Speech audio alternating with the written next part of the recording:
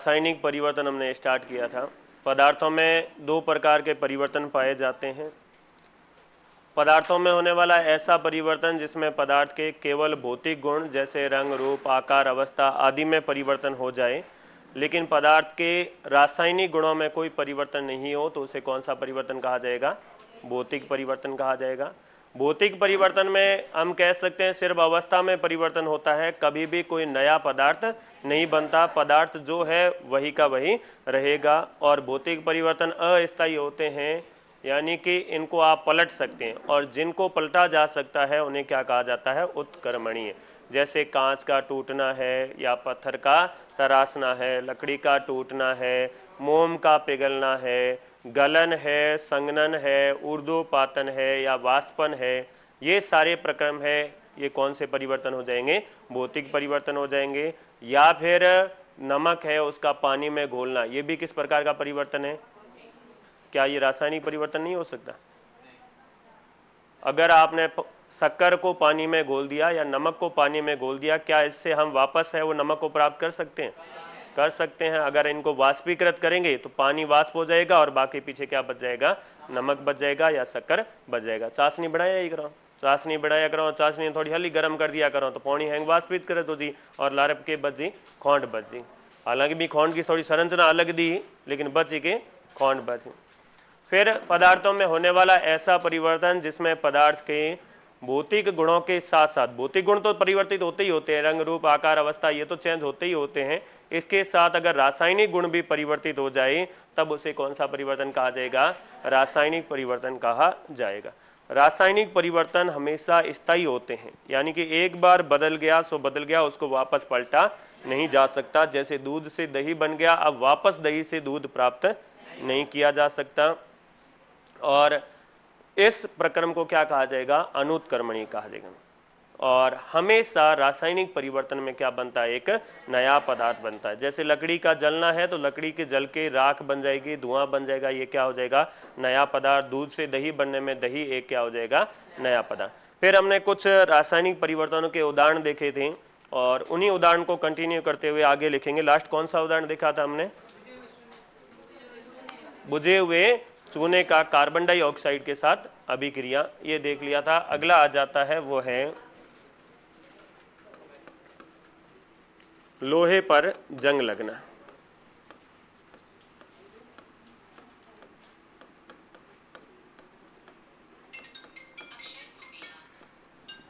लोहे पर जंग लगना। तो लोहे पर जंग कैसे लगता है? जब हम लोहे को खुले वातावरण में छोड़ देते हैं, और खुले वातावरण में छोड़ने पर लोहा है उसको किससे लिखा जाता है? तो लोहे को Fe से लिखा जाता है। ये लोहे का प्रतीक है और लोहे को Fe से लिखा जाता है।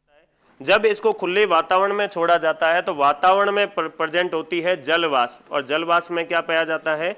जल पाया जाता है, H2O पाया जाता है। इस जल और जल के साथ ऑक्सीजन तो वातावरण में प्रेजेंट होती ही होती है, उपस्थित होती है, और इस ऑक्सीजन और जल के साथ ये अभिक्रिया करके और बना लेता है लोहे का ऑक्साइड, बना देता है Fe2O3 और NH2।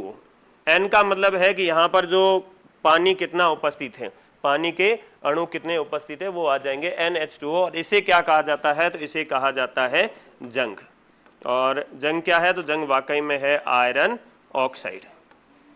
तो आयरन ऑक्साइड बना लेता है और ये एक रासायनिक परिवर्तन है। लोहे पर जंग लगना कैसा परिवर्तन हो जाएगा? रासायनिक परिवर्तन हो जाएगा। और इसमें लोहा जल और ऑक्सीजन से अभिक्रिया करके क्या बना देता है? आयरन ऑक्साइड बना लेता है, और इसी को ही क्या कहा जाता है? जंग कहा जाता है। और अपनी भाषा में आपको क्या करो? काट लागो, कि काट और लोहा एक ही चीज है? अलग अलग है। लोहा और जंग है वो क्या है? अलग अलग पदार्थ है। और तो कोई क्या नहीं काट पाछो लोह बनाओ तो नहीं बनेगा, यानी कि उसको वापस परिवर्तित नहीं किया जा सकता। इसलिए ये कैसा परिवर्तन हो जाएगा? रासायनिक परिवर्तन हो जाएगा। अब आपसे पूछा जाए कि जंग लगने के लिए कौन कौन सी चीजें जरूरी है, आवश्यक तत्व कौन से हैं? कब लगेगा लोहे पर जंग? जब क्या चाहिए? एक तो लोहे को चाहिए ऑक्सीजन। जंग लगने के लिए क्या जरूरी है? एक तो ऑक्सीजन जरूरी है, और दूसरा क्या जरूरी है? तो दूसरा है जल, या फिर ये जल किसके रूप में हो सकता है? नमी या जल वाष्प के रूप में हो सकता है। ये दोनों होंगे तभी क्या लगेगा? जंग लगेगा। अगर ये दोनों नहीं होंगे तो जंग नहीं लगेगा। अगला पूछा जाता है कि अगर किसी लोहे से बनी वस्तु को जंग से बचाना है, क्या कर सकते हैं? भाई पहला तरीका है, जंग कब लगेगा? जब क्या होगा? ऑक्सीजन और जल। अगर ऑक्सीजन और जल दोनों का कांटेक्ट हम तोड़ दें, इनका रिश्ता ही तोड़ दे, किसके साथ? लोहे के साथ, संपर्क में ही नहीं आने दें, और संपर्क में नहीं आने देंगे तो क्या नहीं होगा? जंग नहीं लगेगा। तो जंग संपर्क में आने से बचाने के लिए या जंग से बचाने के लिए हम क्या कर सकते हैं? तो क्या किया करो आप नॉर्मली, जंग से बचाव। जंग से बचाव करने के लिए क्या किया करो? अपने लोहे को दरवाजो लेना आया तो दरवाजे ने जंग बचाना क्या करो? कलर कर दे। तो पहला है कि क्या करके? पेंट करके, या फिर क्या करके? कलर करके। पेंट या कलर करके। पेंट मतलब अपने अपहरण वाली पेंट नहीं है, ठीक है?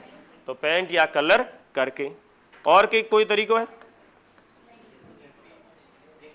हमें चलो कलर तो ये तो कर दे, दरवाजे मत कलर कर दी। कोई मशीन है तो भी मशीन मत कलर को कर रहा भाई, कोई चलती मशीन है तो भी मत है तो बिंग इज के लगा दे। हाँ, मशीन वालों तेल लगा दे, ठीक है? हाँ, तो ऑयल लगा पर, ठीक है? हाँ, ऑयल मोटरसाइकिल में के लगा सको, ऑयल लगा सको, ठीक है? ऑयल लगा कर हम ऑयल लगा दें तो ऑयल की करी जंग लगने से बचाएगा। कैसे बचाएगा? लोहे को ऑक्सीजन और जल के संपर्क में आने से रोक देगा, इनके बीच में कांटेक्ट तोड़ देगा। और क्या तरीका अपना सकते हैं? तो भाई कई कई गाड़ियों में आप क्या लगाया करो? ग्रीस लगाया करो। तो ग्रीस लगाकर। एक और तरीको है जो हैंगो ज्यादा उपयुक्त तरीको है, वो कहो है यसद लेपन। यसद लेपन या फिर क्या करें इन्हें गैल्वेनाइजेशन। यसद लेपन या इन्हें क्या करें? गैल्वेनाइजेशन। तो यसद लेपन या गैल्वेनाइजेशन में क्या किया जाता है? लोहे के ऊपर जस्ते की जिंक की परत चढ़ा दी जाती है। लोहा है, उस लोहे के ऊपर किसकी परत चढ़ा दी जाती है? जस्ते की परत चढ़ा देती है। और जस्ते की परत चढ़ाने से, जस्ता या फिर इसको क्या कहा जाता है? जिंक कहा जाता है। जिंक की परत चढ़ा देते हैं जिससे लोहे का संपर्क टूट जाता है ऑक्सीजन और जल के साथ, और लोहे को जंग नहीं लगती। ये सबसे उपयुक्त तरीका है लोहे को जंग से बचाने का। इसके अलावा अपने काफ़ी सारे उपकरण हैं, वो लोहे के बनाने पड़ते हैं, और वो हैंग तरीका अपना नहीं सको तो एक तरीको और है, और वो तरीको है अपने मिश्र धातु बनाना। के बनाना? मिश्र धातु। मिश्र धातु के होया करे?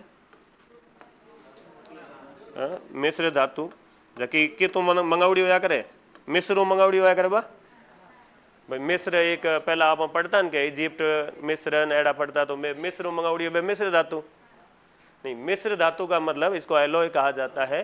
दो या दो से अधिक धातुओं को मिला के जो नई धातु प्राप्त की जाती है उसको क्या कहा जाता है? मिश्र धातु कहा जाता है। और जैसे एक आ जाता है अपने स्टील, बर्तन किंग आया करे, स्टील का बनूड़ आया करे, स्टील या फिर स्टेनलेस स्टील, ठीक है? स्टील या स्टेनलेस स्टील। स्टील की क्या खासियत है कि स्टील कालो को नहीं होया करे। क्या होया कौन करे? हाँ, कालो हो जाया करे तो साफ भी हो जाया करे, तो कालो को नहीं।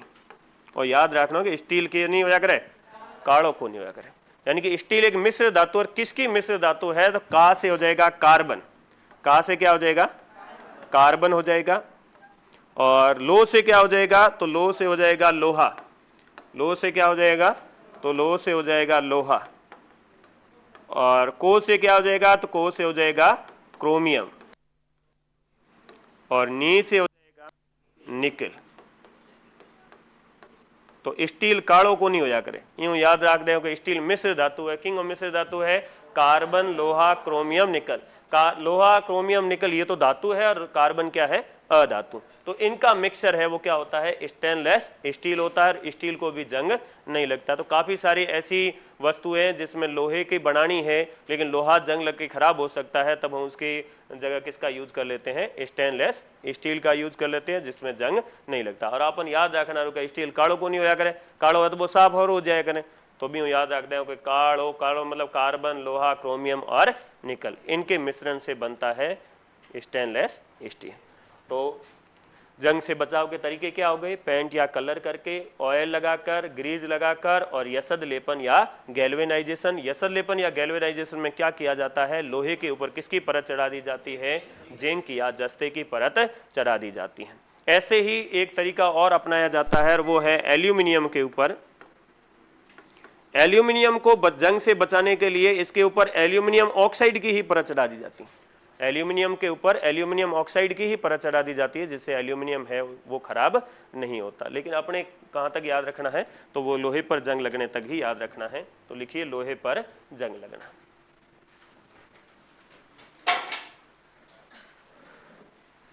लोहे पर जंग लगना।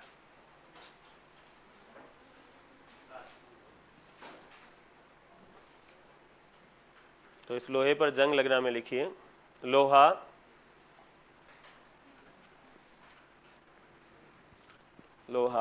वातावरण में उपस्थित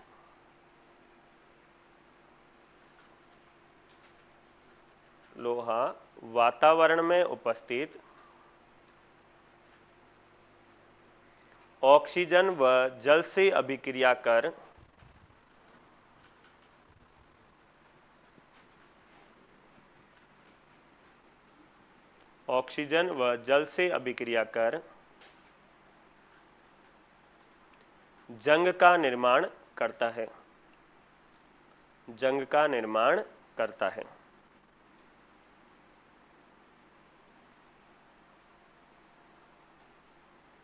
जंग का निर्माण करता है। इसमें ये लिख दीजिए Fe प्लस के NH2O प्लस के O2 ऑक्सीजन क्या बन जाता है? Fe2O3 NH2।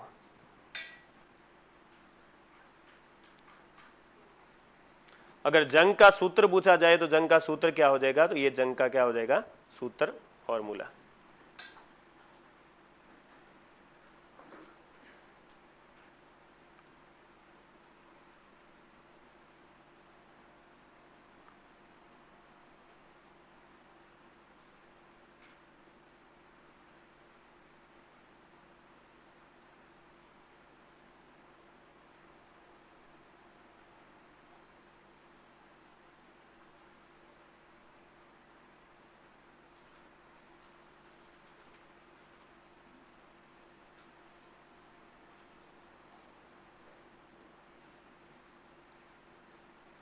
लिख दिया? तो आगे लिखिए लोहा एवं जंग अलग अलग पदार्थ हैं।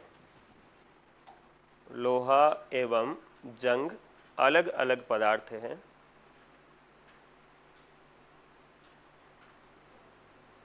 लोहा एवं जंग अलग अलग पदार्थ हैं। जंग लगने के लिए आवश्यक परिस्थितियां जंग लगने के लिए आवश्यक परिस्थितियां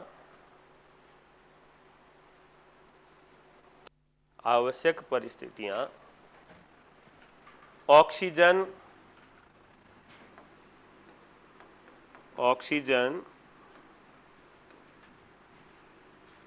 तथा जल। ऑक्सीजन तथा जल। और जल किस फॉर्म में हो सकता है? नमी या जल वाष्प के रूप में हो सकता है। ऑक्सीजन व जल है। जंग लगने के लिए आवश्यक परिस्थितियां ऑक्सीजन व जल है। अब ये बताइए अगर नमक की मात्रा बढ़ा दे पानी में तो जंग ज्यादा लगेगा या कम लगेगा? ज्यादा लगेगा।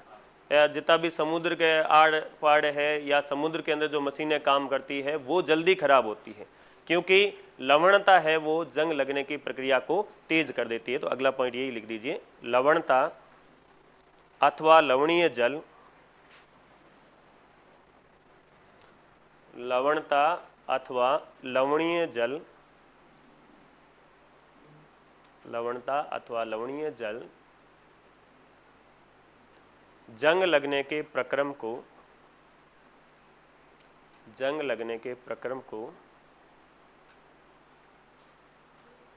तीव्र कर देता है, जंग लगने के प्रक्रम को तीव्र कर देता है।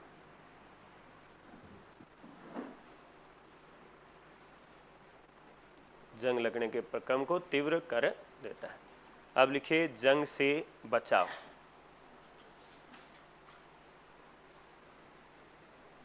जंग से बचाव यानी कि लोहे को जंग से बचाने के लिए क्या कर सकते हैं? पहला लिखिए क्या कर सकते हैं हम? पेंट या कलर करके, दूसरा ऑयल लगाकर, तीसरा ग्रीस लगाकर, और चौथा क्या है? यसद लेपन या गैल्वेनाइजेशन। तो इस यसद लेपन या गैल्वेनाइजेशन में हम एक लाइन लिखेंगे, इनको ऐसे 4 लगातार लिख दीजिए। पेंट या कलर करके, ऑयल लगाकर, ग्रीज लगाकर, यसद लेपन या गैल्वेनाइजेशन।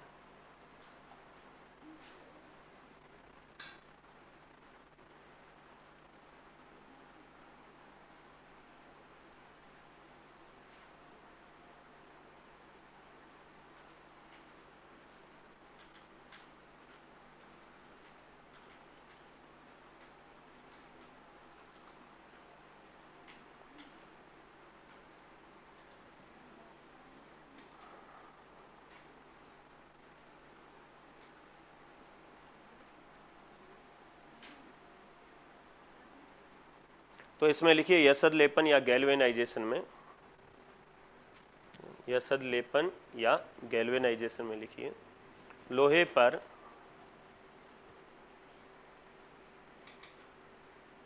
पर जिंक अथवा जस्ते, ठीक है, लोहे पर जिंक अथवा जस्ते, कोष्टक में लिख देना Zn।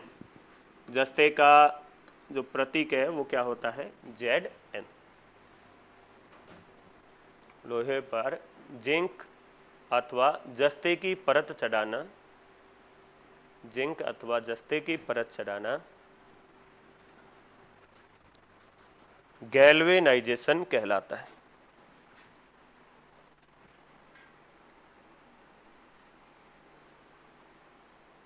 जस्ते या जिंक की परत चढ़ाना गैल्वेनाइजेशन कहलाता है, गैल्वेनाइजेशन कहलाता है। अब नीचे एक नोट डाल के लिखिए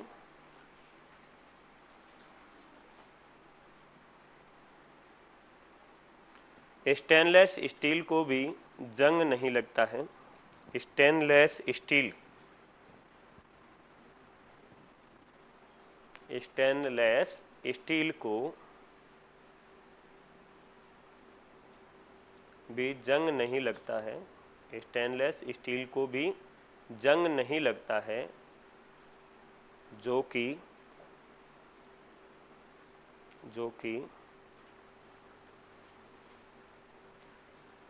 कार्बन, लोहा, क्रोमियम व निकल की मिश्र धातु है।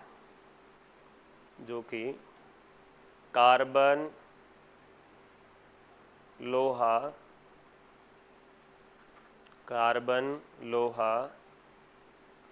क्रोमियम व निकल की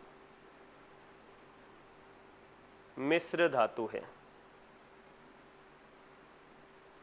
कार्बन, लोहा, क्रोमियम व निकल की मिश्र धातु है।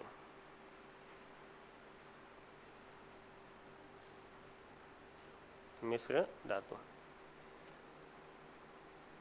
धातु और अधातु शायद आपके टॉपिक है नहीं कोर्स में, नहीं तो हम मिश्र धातुओं के बारे में भी स्पेशल पढ़ते कि कौन कौन सी मिश्र धातु है। जिसमें सबसे ज़्यादा जो पूछी जाती थी वो कौन सी पूछी जाती थी? एक तो पिताजी पूछी जाती थी, पिताजी। पीतल किसका होता है? तांबा प्लस जिंक का होता है। एक अपने कांता की टी पूछी जाती थी, बाग बकरी टी नहीं, कांता टी। का मतलब कांसा, तांबा प्लस के किसका मिश्रण होता है? टिन का मिश्रण होता है। तो ये ज़्यादा पूछा जाता था। कांस्य है वो किसका मिश्रण होता है? तांबा प्लस के टिन का मिश्रण होता है। अब अगली हेडिंग डालिए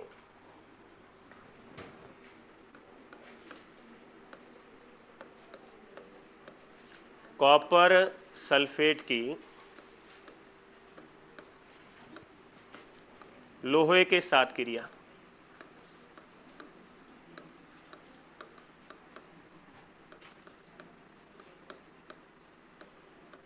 कॉपर सल्फेट की लोहे के साथ क्रिया। कॉपर सल्फेट एक यौगिक होता है और उसका फॉर्मूला क्या होता है, तो कॉपर सल्फेट है, इसको बाजार में नीले तोते के नाम से भी जाना जाता है, कॉपर सल्फेट। इसका जो सूत्र होता है वो होता है CuSO4, कॉपर सल्फेट CuSO4, और इसको बाजार में नीले तोते के नाम से ही जाना जाता है। जब इसके साथ आप क्या मिला देते हो, लोहा मिला देते हो, लोहा Fe। तो આપણે એક મારવાડી में कहावत है, लौटोंगी हकरौंद, उनोड़ी है लौटोंगी हकरौंद, या जिसकी लाठी उसकी भैंस। यहाँ पर क्या है कि ये जो कॉपर है बेचारा सल्फेट के साथ घर बसा के बैठा है। इनकी घर अच्छी तरह चल रहा था, लेकिन लोहा आया और लोहे के पास क्या था, ज़्यादा ताकत थी, और ज़्यादा ताकत थी तो उसने कॉपर है, उस कॉपर को लात मार के बाहर निकाल दिया। सीट माते बैठूड़ा होया करो, सीट माते अगर छोरो टाबर बैठो है ना, आप हो गया चढ़ गया बस में, तो टाबर ने क्या छोरा ऊँचोड़ रहे मन बैठ दी, और आप बैठा और कोई हटो कटो पहलवान आए रो तो टॉकिंग की बारी है, अपनी बारी है। यानी एक वो जोक भी तो फेमस हुई हो ना कि एक आदमी आप कहो कि भाई साहब ऊँचा उठो, आ सीट मेरी है, तो कि क्यों साहब थारी सीट कुकर हुई, तो कि मत मारे में रुमाल राखोड़ो, कि भाई साहब रुमाल राखे सीट थारी होगी, तो कहो बिल्कुल होगी, तो कि मेहरबानी की पहाड़ मेरी की लुगाई बैठी भी मत रुमाल राखे कौन के भाई सीट रुमाल राखने थारी होगी, तो तेरी रुगाई मत रुमाल राख लेता तो के, तो मेहरबानी की इतनी तो इमो की ये ताकतवर कौन है, Fe है, वो ज्यादा ताकतवर है और किससे, कॉपर से। तो वो कॉपर को क्या कर देगा, लात मार के बाहर निकाल देगा और खुद बैठ जाएगा उसकी जगह, और खुद बैठ जाएगा तो क्या बन जाएगा, तो बन जाएगा आपके आयरन सल्फेट, आयरन सल्फेट बन जाएगा। आयरन सल्फेट की सूत्र होता है FeSO4, और प्लस के क्या बन जाएगा, तो प्लस के बन जाएगा कॉपर। कॉपर है वो अलग हो जाएगा, कॉपर जिसको किससे लिखा जाता है, Cu से लिखा जाता है, ये अलग हो जाएगा। अब ये जो कॉपर सल्फेट है इसको एक अन्य नाम से भी पुकारा जाता है, और इसका अन्य नाम क्या हो जाएगा, तो इसको कहा जाता है नीला थोथा, नीला थोथा कहा जाता है। और ये जो FeSO4 है इसको क्या कहा जाता है, इसको हरा कशिश कहा जाता है, ये इनके अन्य नाम है। अब वाकई में क्या होता है कि हम अगर कॉपर सल्फेट है उसको एक बीकर में ले लें, बीकर जरूरी नहीं है, एक बर्तन में ले लें, और उस बर्तन में यहाँ पर आपने क्या भर दिया है, कॉपर सल्फेट भर दिया है, और कॉपर सल्फेट के साथ आप इसके अंदर डाल दें एक ब्लेड, क्या डाल दें, एक इसके अंदर ब्लेड डाल दें, तो ब्लेड किसकी बनी होती है, लोहे की बनी होती है। कुछ टाइम बाद क्या होगा कि इसका जो कलर है, अब जो कॉपर सल्फेट है इसका कलर पानी में घुलने पर कैसा होता है, नीला होता है। कुछ टाइम बाद है इसका नीला कलर है वो गायब होके कैसा कलर आ जाएगा, हरा कलर आ जाएगा। यानी कि अब यहाँ पर कलर कैसा हो जाएगा, हरा कलर हो जाएगा। और जो आपने ब्लेड डाली है इसके अंदर, जो क्या डाली आपने, ब्लेड डाली है इसके अंदर, ये ब्लेड है, इसके ऊपर कैसा कलर आ जाएगा, तो इसके ऊपर भूरा कलर आ जाएगा। कैसा कलर आ जाएगा, भूरा, क्योंकि कॉपर है, इस कॉपर का कलर कैसा होता है, भूरा चमकदार होता है। कॉपर देखियो, कॉपर ने तोंबो कया करे, तोंबो तो देखोड़ो है, वायर आया करे, वायर में होया करे, केड़ो कलर होया करे, बिंगो लगभग भूरो कलर होया करे, तो भूरा कलर जम जाएगा। अब भूरा कलर किसका जमेगा, तो ये जो ब्लेड थी, ब्लेड के अंदर क्या था, लोहा था, तो लोहा तो है वो इस सल्फेट के साथ जुड़ के क्या बना देगा, आयरन सल्फेट। और जो इससे कॉपर अलग हुआ है वो अलग होके जाएगा कहाँ, तो वो इस ब्लेड के ऊपर की तरफ जमा हो जाएगा, और कैसे कलर में जमा हो जाएगा, भूरे कलर में जमा हो जाएगा। और ये एक रासायनिक अभिक्रिया है, और ये एक कैसा परिवर्तन है, रासायनिक परिवर्तन। तो रासायनिक परिवर्तनों के उदाहरण में इसको पढ़ते हैं, तो लिखिए इसमें, जब कॉपर सल्फेट की, जब कॉपर सल्फेट की नीले विलयन में कॉपर सल्फेट के नीले विलयन में, जब कॉपर सल्फेट के नीले विलयन में, विलयन मतलब सॉल्यूशन या घोल, ठीक है,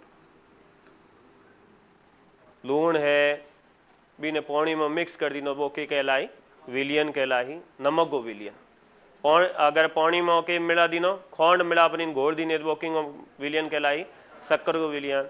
और बस क्या हमें खोंड ही मिलाउड़ी है, लूण ही मिलाउड़ो है, न मत मिला दो नींबू, तो बीने के कहा नींबू सिकंजी कहा, ठीक है। हाँ तो लिखो कॉपर सल्फेट के नीले विलयन में ब्लेड डालने पर, ब्लेड मतलब पत्ती, हाँ, ब्लेड डालने पर, कॉपर सल्फेट के नीले विलयन में ब्लेड डालने पर इसका नीला कलर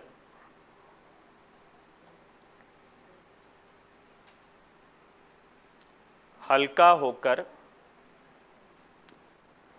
इसका नीला कलर हल्का होकर हरे में परिवर्तित हो जाता है। नीला कलर हल्का होकर हरे में परिवर्तित हो जाता है, हरे में परिवर्तित हो जाता है तथा ब्लेड पर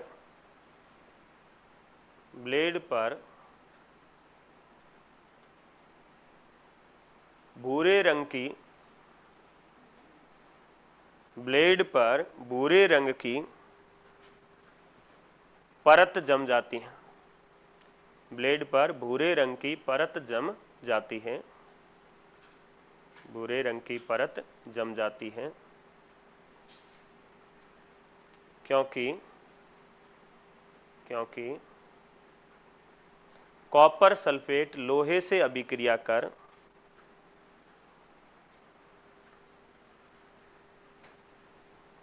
कॉपर सल्फेट लोहे के साथ अभिक्रिया कर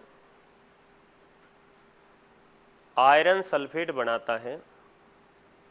लोहे के साथ अभिक्रिया कर आयरन सल्फेट बनाता है, आयरन सल्फेट बनाता है तथा भूरे रंग का कॉपर अलग हो जाता है। भूरे रंग का कॉपर अलग हो जाता है, भूरे रंग का कॉपर अलग हो जाता है। यह एक विस्थापन अभिक्रिया है। भूरे रंग का कॉपर अलग हो जाता है, यह एक विस्थापन अभिक्रिया है।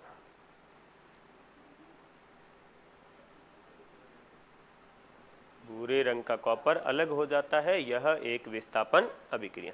और विस्थापन अभिक्रिया में ये लिख दीजिए पूरा, कॉपर सल्फेट प्लस के लोहा क्या बन जाता है, आयरन सल्फेट प्लस के कॉपर। कॉपर सल्फेट को क्या कहा जाता है, नीला तोता, और आयरन सल्फेट को क्या कहा जाता है, हरा कशिश कहा जाता है। तो ये अभिक्रिया लिख दीजिए।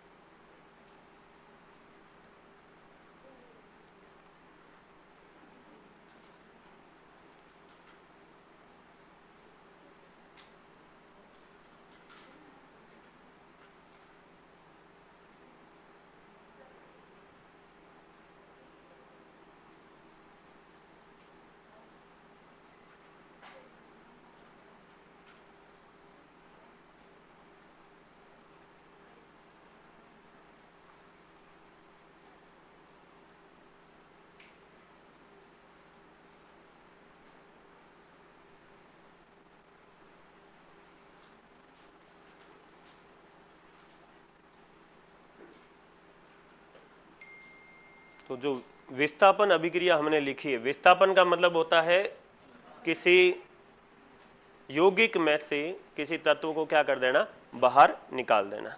विस्थापित कर देना, बाहर निकाल देना, ये विस्थापन अभिक्रिया। बाहर कौन निकालेगा?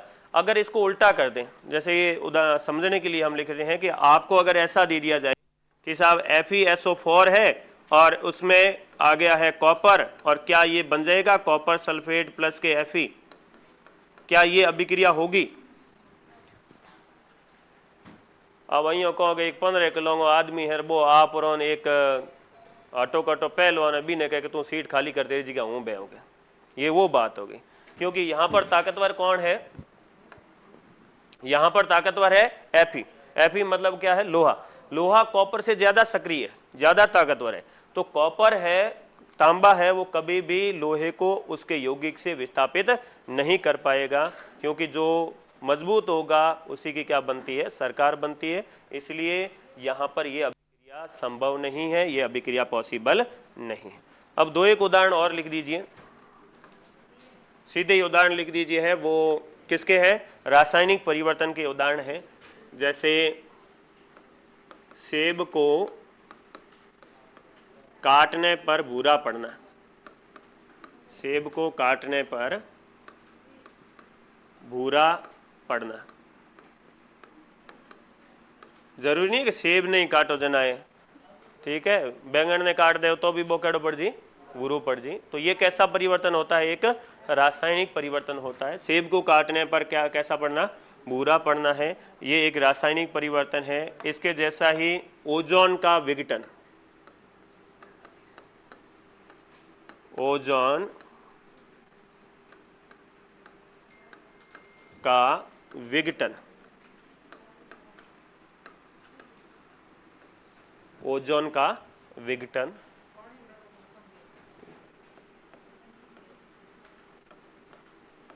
के इन बैंगन ने पानी में नोक दे पड़े को नहीं है? हाँ, कम पड़े।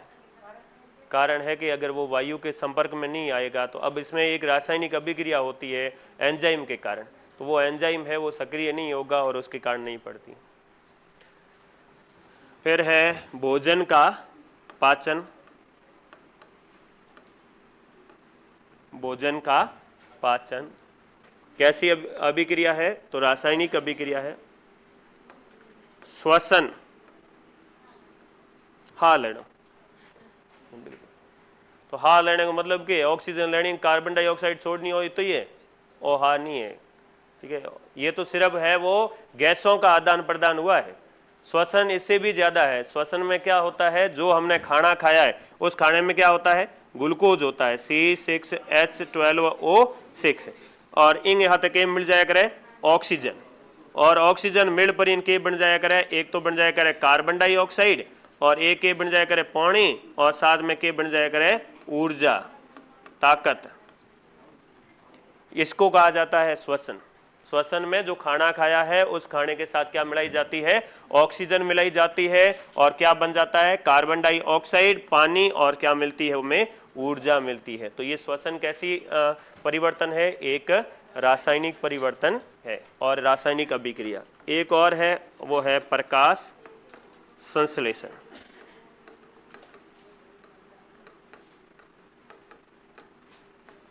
प्रकाश संश्लेषण, तो प्रकाश संश्लेषण भी कैसा है? रासायनिक परिवर्तन है या रासायनिक अभिक्रिया।